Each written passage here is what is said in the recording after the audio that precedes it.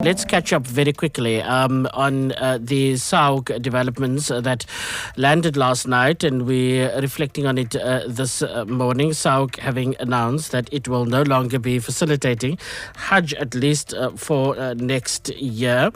That there's a whole background to it that they've also provided in the press release, and you might recall that this issue came about recently when Sahuc said that it was going to take care of all manner of bookings, and those there won't be much need for operators, though operators could still play some sort of a role by applying, and there will be perhaps a select few that will be chosen to do this, that and the other, but that a lot of the administration of Hajj will happen directly through Sahuc. That received quite a response by some that ended up challenging the legitimacy of Sahuc to represent pilgrims, and for Sahuc to be recognized as a Hajj mission or a Hajj office of some sort. This has led to the misgivings being registered with the Hajj and Umrah ministry and in Saudi Arabia, which required clarification from Sahuc, and they wanted a letter to state that Sahuc is that Hajj office, which of course was provided by, as Sahuc provides in the background, by the Commission for Religious and Linguistics, CRL Commission, and that commission then gave that letter to DIRCO. DIRCO submitted it to the Saudi authorities, but still, as it stands right now, that the engagement with Sahuc and Sahuc said they met with the Saudi ambassador to discuss the challenges being experienced in South Africa regarding the Hajj rules, and the ambassador mentioned that we should look at the model of that is inclusive to all role players, and indicated that Sahuc requested interested travel operators to submit, of course, a proposal by the 15th of August, and that it is their understanding that the Saudi ambassador met with 7 travel operators who presented their grievances and made requests for South Africa to be placed on the Hajj Nusuk system, and as it stands right now, that is the system that was discussed, and it is that system that will apply.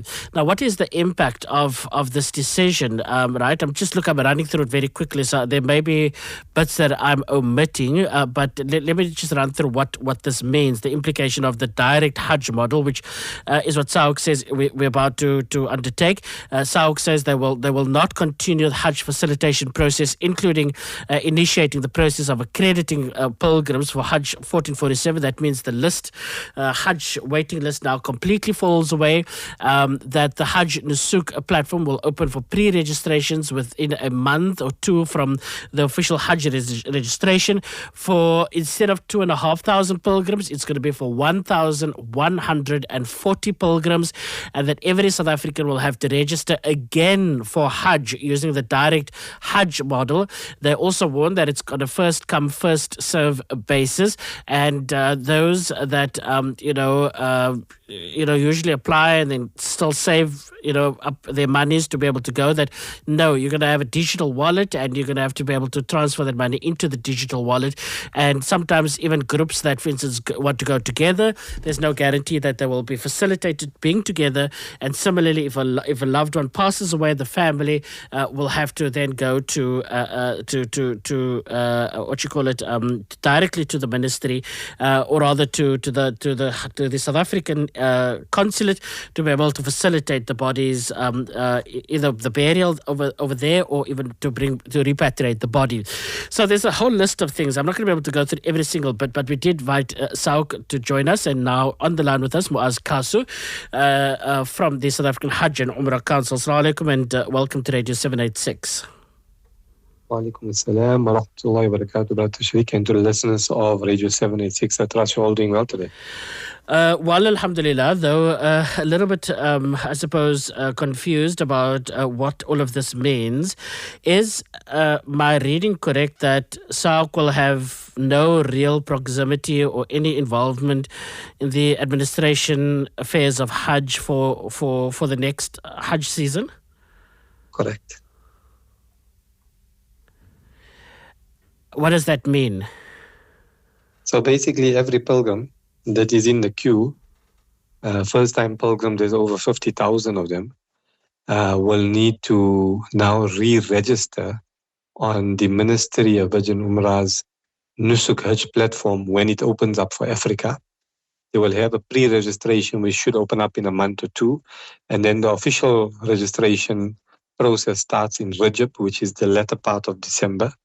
And pilgrims will need to transfer their money onto a digital wallet online into the ministry's portal, and everybody will go into a queue. And in that queue, remember, it's going to be first-time pilgrims and repeats that can now register. Only 1,140 will be accredited. Thereafter, the rest will come out of the system, and next year you'll have to register and apply again. So every year you're going to have to register and apply. You're not going to be put into a queuing system like how we had in South Africa before. So every year you're going to have to continue the same process of registering and applying if and when you have the financial means to go for Hajj. Okay. What then is the role of Sahuc, if any, at the moment? Let me get to that a bit later. So, are you saying that the operators that were resisting what was initially proposed by Sahuc and now opted for the direct Nusuk platform, that they were able to convince the embassy of Saudi Arabia and the Ministry of Hajj and Umrah Services that this is the route to go, and not through the operator Hajj mission role that the Sahuc had played before, that it is because of the operators that we now have changed course in the way in which pilgrims from South Africa would be able to undertake Hajj and Umrah? So there was a lot of noise in the public domain, and there was a lot of requests. If you look at social media, a lot of people said, we want Nusuk, we want Nusuk. And people did not understand what they're asking for. And it seems like everybody is aware that the Saudi government has an embassy in South Africa. They receive all this information. They receive all the negative comments on social media, on the WhatsApp groups. They received a plea from the public. And the 7 operators went to the embassy, presented their case, spoke on behalf of the South African Muslims, questioned our mandate, questioned our legitimacy. They passed on the information to the ministry. They called us, we met with them, we explained to them the issues. But the noise did not stop in South Africa. Relentless continuation. We saw political parties coming out, raising concerns of Nusuk, and they want Nusuk, and the price of Hajj is going to be expensive under the Hajj mission. But let alone did they understand what the cost is for Nusuk Hajj. The cost for Nusuk Hajj could be 20 to 30,000 per person more expensive. But I suppose when they made out all these notices and these posts and they were advising the people and people were jumping on the bandwagon, nobody asked the question of what's going to happen to the Hajis who are in the queue, what's going to happen to the elderly Hajis, what's going to happen to those Hajis who don't have all their money, but in the past they were given leeway to get funds, to get sponsors. What's going to happen to them? Nobody bothered asking those questions. Everybody jumped on a bandwagon and said, Nusuk, Nusuk, Nusuk, without understanding what it entails. And it somehow got to the ministry that, look, there's an outcry, the people want Nusuk, let's give it to them. And this is the decision that has been taken by the ministry, and we now need to accept it because this is what we asked for. So if this is what the people wanted, this is what the operators wanted, they must accept it now because you've asked for it. You need to now fulfill the mandate based on the requirements. And I mean, one of the immediate, I'm not sure if it's a ramification of it or what, but one of the immediate impacts that I notice here is a significant reduction in the amount of South Africans that would be allowed to go on Hajj. Now, the Nusuk option, will for South Africa, will it be capped at that 1,100 or so, or if 2,000 or 5,000 people were to apply, that there is a possibility that they could still be able to perform the Hajj. How does the capping system now work? So the information of the 1,140 quota allocation is based on the Saudi embassy letter that was sent to DIRCO that is all over social media. They've explained how the Saudi government has come to that allocation of 1,140. To give you an idea, when the UK opens up the Nusuk Hajj platform registration in the UK. Their quota is currently about 3,500 pilgrims. They have about 20 odd thousand that register. The quota remains the same at 3,500. So what's going to happen now is everybody is going to want to register for Hajj on the Nusuk Hajj platform. Even those who have been for Hajj before are now eligible to register again. So everybody will register. I don't know what amount is going to register. At this point in time, it's very early to make a statement. We'll have to wait and see when the portal opens. But everybody will register, and depending on the volume, only 1,140 based on an automated system will be accredited for Hajj. So your chances are going to be very, very slim to get on. And once you're accredited, you got to make sure your money is on your digital wallet online. If you don't have the money, you will be de-accredited. No chance will be given to you. Like you could phone Sahuc and say, or you phone your operator and say, please give me another week or another few days. I'm getting the money from my policy. No, if you don't have your money in your wallet, you're de-accredited. The next person will be in the queue to be accredited.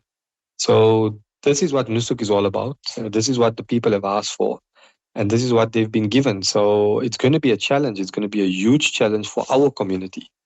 And knowing the challenges that we've experienced in the past over the years, it's going to be a battle, and Allah make it easy for them, inshallah. You now say that Sahuc remain available to provide support to pilgrims through our online ticketing system. I suppose the question I wanted to ask you earlier then, what is Sahuc? So remember, this is a new transition for the entire South African community. We have to be there for our pilgrims. We cannot just leave them when this whole transition needs to take place. There's new rules, new regulations. We will receive information like everybody else receives it. We will disseminate the information. We will study the information, and we will try and guide the pilgrims who are lost pilgrims who are not too sure what to do. That is the facilitation that we can offer to the pilgrims. There's nothing more we can do in terms of Hajj. We can only offer our services and our guidance and support to the pilgrims to see how we can make it easy for those who are not understanding the new process. So that is why pilgrims will have to log their queries online, and we will try and help them to the best of our ability based on the knowledge that we will be given at the time. So this means no proximity of Sahuc to issued visas, no proximity of Sahuc to actual days of Hajj where there's a medical facility available and doctors available, the coordination of travel and the different groups from South Africa. Sahuc will have no real presence in that regard? Nope. Correct, 100%. One needs to understand with Nusuk Hajj, anybody can become a guide. So if you have performed Hajj before, you've got some experience as a tour guide, you would love to apply. When Nusuk applications open, you go onto the Nusuk Hajj platform, you can apply as a guide. And if the Saudi service provider selects you, you can be going on a trip where they'll fully cover all your expenses. And they would also provide you some commission based on the pilgrims that you can bring towards them. So this is open up to anybody who has performed Hajj, anybody who's been on Hajj and got experience that can apply to be a guide. And the Saudi service provider will then select who they feel is suitable to assist in the Kingdom of Saudi Arabia. But from South African and Hajj Umrah Council perspective, no, we'll have no medical team on the ground, no support on the ground. Sahuc will not be present at this point in time, unless individuals do apply on their own as guides. But from a Sahuc perspective, no, we will not have any presence in the kingdom. When I revealed this development a bit earlier on the program this morning, I almost had 10 immediate messages to ask what about the registration fees that people have previously paid. There were claims of millions of rands in the bank accounts of Sahuc that in part were contributions of people that for all these years were paying registration fees, this, that, and the other. Some of them already are beginning to ask whether they'll be refunded those registration fees. So what do you have to say to them? So we will have board meetings and general council meetings over the next few days and weeks. And inshallah, we will revert back to the public of exactly what is the way forward. And we will confirm with them how the process will unfold, inshallah. Remember, the You news only sound, broke last night, so it's yeah. difficult for me to make any decisions. I can't speak on behalf of a council. We have to meet with them and discuss it, inshallah. Okay, so no decision yet on the repayment of registration fees. Then, you sound pretty disappointed, pretty down about it. You feel that this is a tragedy? Look, I must say the Nusuk Hajj platform app is tremendous. It's a really good application. It's really world class. But our pilgrims are not ready for it with the utmost of respect. When I say not ready, we haven't educated them, we haven't briefed them, they don't understand the process, the pros and the cons of Nusuk. Bearing in mind, normally we already started with our dynamic registration portal. We've already got accreditation timelines that were set.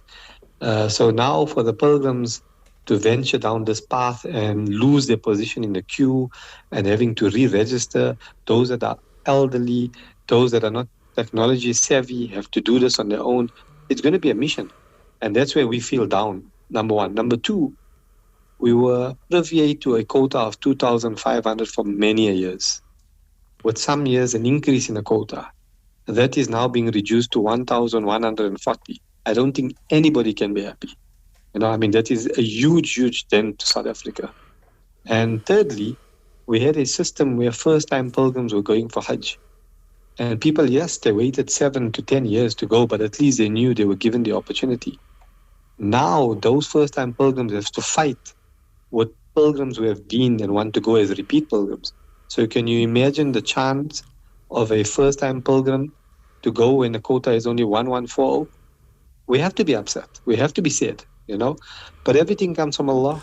But surely, I suppose there's also a bit of you that feels a bit aggrieved that what you thought was your valuable role that you play was brought into question to the point now where Sahuc may become, a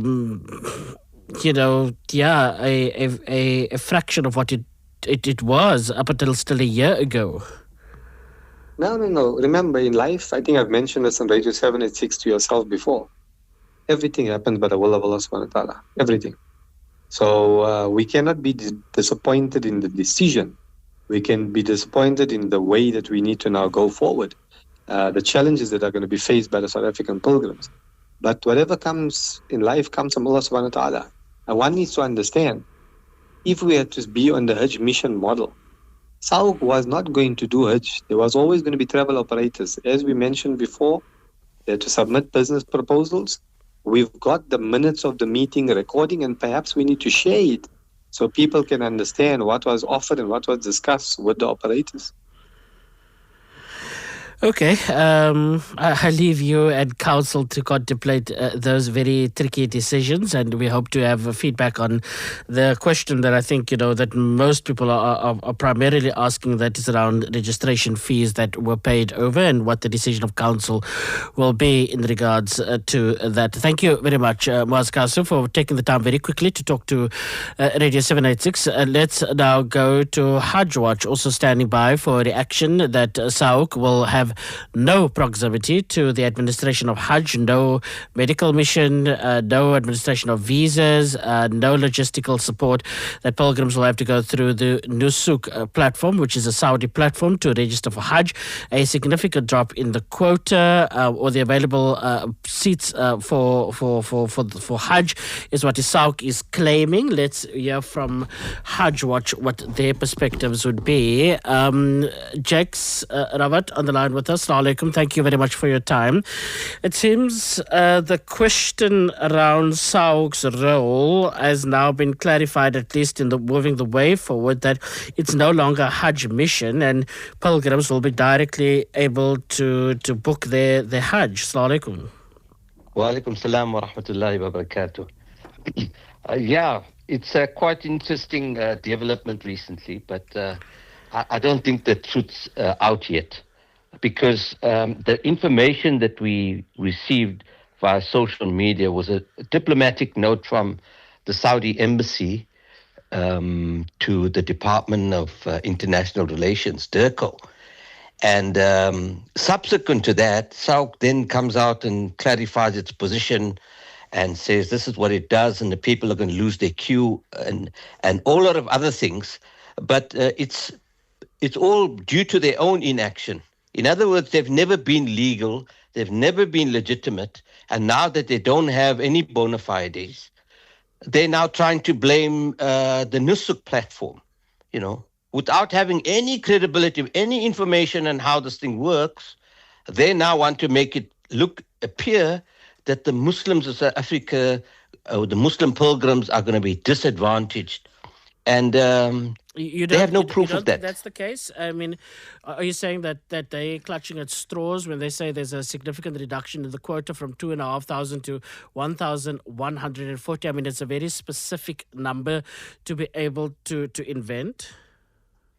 Yes, but that information is going from meant for our government, who would not accept it because the Muslim community is not going to accept a number like that. But and still, the only reason any role or proximity to Hajj affairs. They've left the dispensation of Sahuc for the longest time, which rightfully or wrongfully, whichever way one looks at it, you guys have been challenging. But I have no indication that government will in any way get involved in this. Yeah, but the thing about this particular number is that it's exactly half of what it is. And they've been talk that this is going to be given another 1,100 given to some private operators controlled by some other party, And so the official information, right, is not out. So Sahuc is claiming, this thing is really bad and the Muslims must be worried about this, because if we as Muslims accept that from our government, then our government not playing their role. I mean, they've never played their role. They've subcontracted this work to Sahuc, and Sahuc managed everything as if they were an official government body. And the only problem is that if we claim as how we are registered in Saudi Arabia as a mission, which implies that all Muslim majority countries have missions, and they have calculated 2% of their quota. Secular countries like South Africa should have no quota imposed on them unless the country says, look, we'll cap you at 8,000 or 10,000.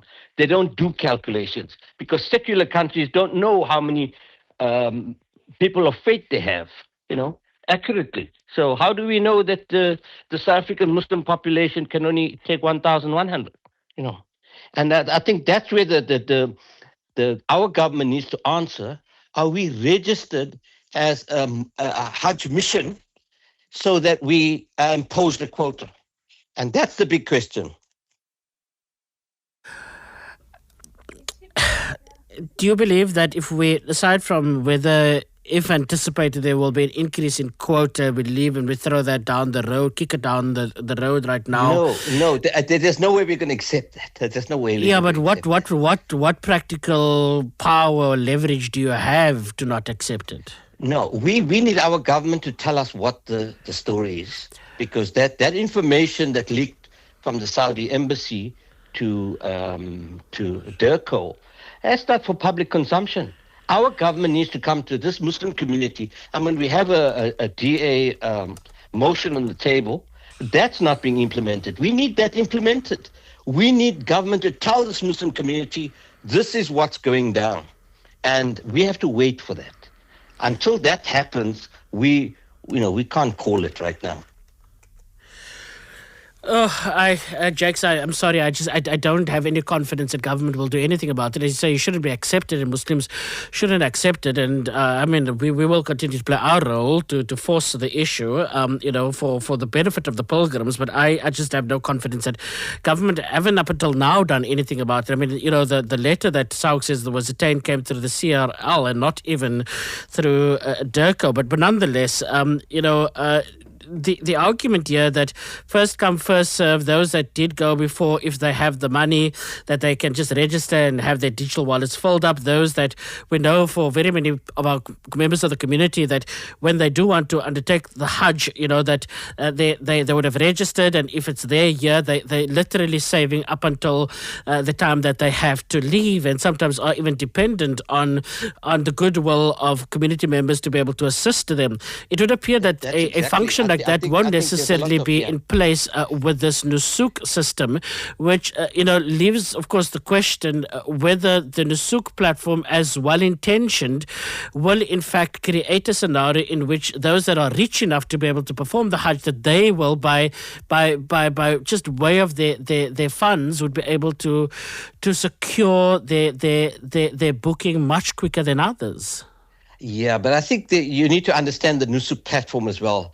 For example, if you're registered, the booking is open, you then put a deposit. So if you put a deposit and you get an X number of months to settle that payment, so you know when is the cutoff date, you know when it's happening, and your money is secured. So if the booking opens next month, they give you 3-4 months to complete the payment before your booking is effective.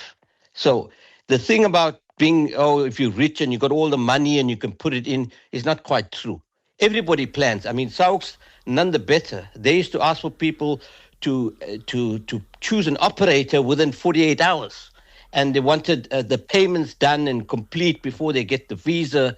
So everything has its limits. Everything has its guidelines. And Nusuk does have this particular proposal because it's applied all over the world. And all over the world, Muslims have the same issue, that they need to collect their funds and ensure that they make the pilgrimage. So, this fear factor that's being peddled around, that it's going to be, it's going to be 100 times better than what we have at the moment, I think. Okay.